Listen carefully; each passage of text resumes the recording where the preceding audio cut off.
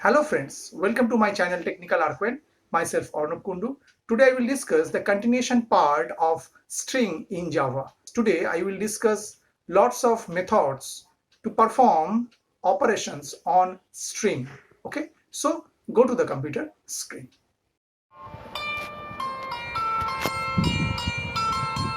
Today I will discuss string in Java. This is the continuation part. Okay. Java string class provides a lot of methods to perform operations on strings. Okay. The java.lang.string class implements serializable, comparable, and char sequence interface. Okay. So according to this image, just provide that. Okay. The char sequence interface is used to represent the sequence of characters. String buffer and string builder classes implement it. Okay, it means we can create strings in Java by using these three classes. Okay, so this is the image. Okay, we already know that Java string is immutable, which means it cannot be changed. Okay, whenever we change any string, a new instance is created. For mutable strings, we can use string buffer and string builder classes. Okay. Now, I will discuss the methods which perform operations on string in Java. Okay. So at first we take a class. Suppose we put the name of the class is string example, and the modifier will be the public. Okay. And now within the class we are define our main method public static void main and send as argument string args, means we have provide the string array. And now suppose we write here string and suppose txt technical arcon simply. Okay, now suppose we write here system dot out dot println and just write here suppose the length of the string is, and just write plus txt dot length length. So this is the method. Okay, and now if we execute that, so we get as output 16. Okay, actually here the length method find out the number of character which is provided within this double quote. From t to n there have 16 characters including this blank space. Okay, length method returns the number of characters present within the string. Okay, and also here we use the another operator which is plus.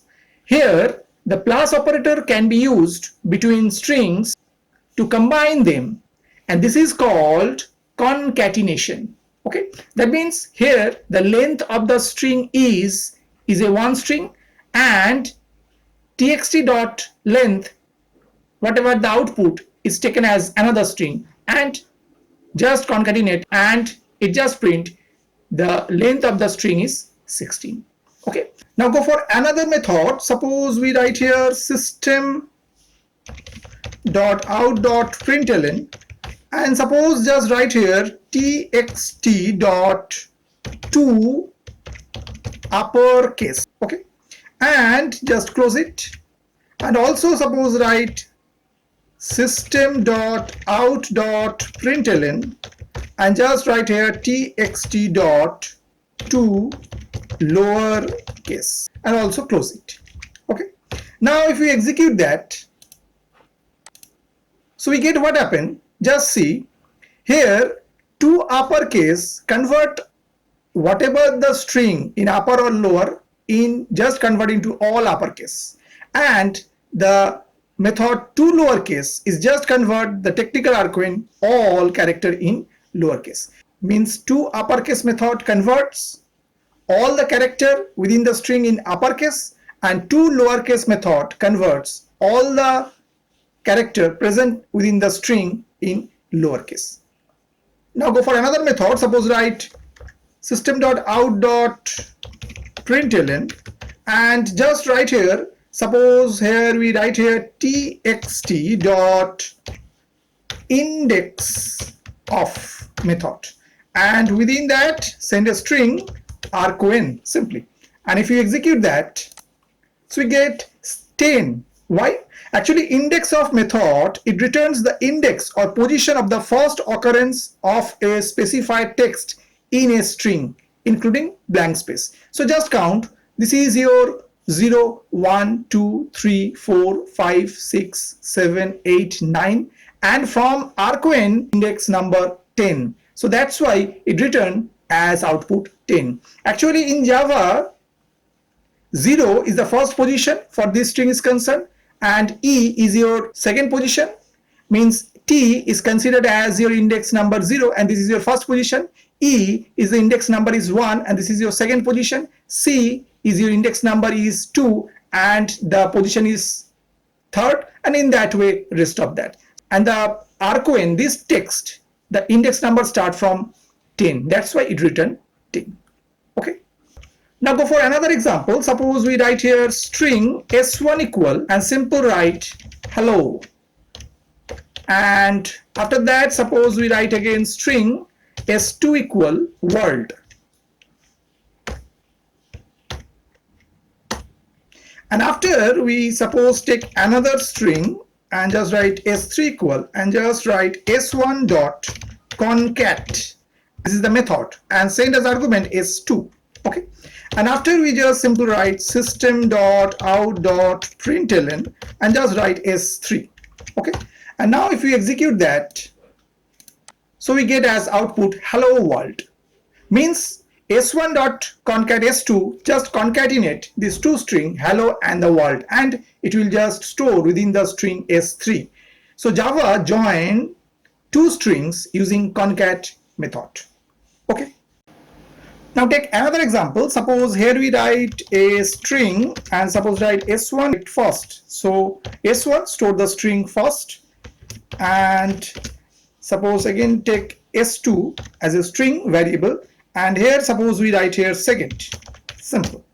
Okay, and now and just close it, and after that we suppose take another string and suppose write s3, and suppose here write again first and close it, and now we take a boolean variable, suppose take r equal and just write s1 dot equals and just send as argument s2.